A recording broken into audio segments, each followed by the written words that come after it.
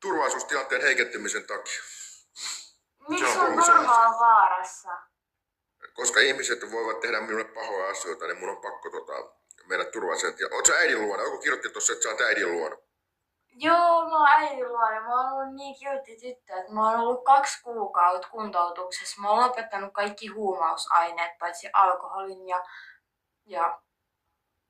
Hienoa, että se auttoi se katko auttoi sua. Loistavaa, aivan. Siis oot sä Suomessa olet? Joo, on Suomessa. Okei, kun mä ajattelen vaan, kun sulla on jotain sukua Norjassa, eikö se niin ollut? On kotiarkka mennyt hyvin ja siis on Suomessa joo. Kyllä edelleen. Ootko sä Suomessa? Missä sä oot? Mä en voi turvallisuustilanteen takia kertoa, missä mä oon tällä hetkellä. Jossain syvällä maan alla, 20 metriä maan alla. Oot sä kipeänä? No vähän, mä oon monta päivää ollut kipeänä. Yskittää ihan vitusti. Joo, pitäis nähdä joku päivä, kun sä oot terveenä pitkästä aikaa taas. Kyllä, tehdään kiva. Koska mä en käytä enää huumeita, niin voidaan olla silleen vähän chillimmin, et en oo niin sekaisin.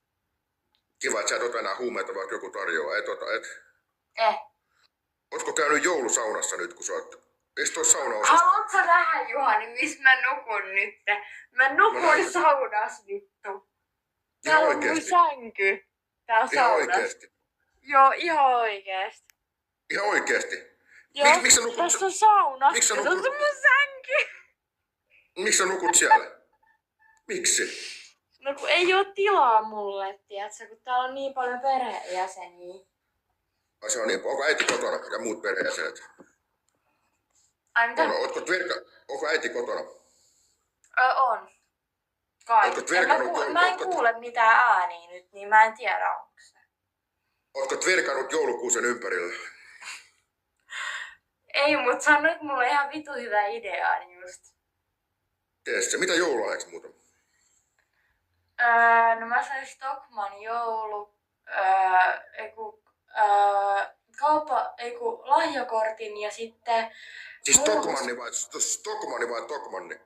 Stockmanni. Mennäänkö Stockmannille ja mä voin taas tarjoa safkat. Muistatko, kun mä tarjosin hyvät mäkkisafkat? Mä voin nyt tarjoa Stockmannin kahvilasta safkat, jos se... Tiedän Fatserin kahvila, ollaan Siiri Sofian kanssa käyty Fatserin kahvilassa siellä. Siiri soi muumijäätelöä.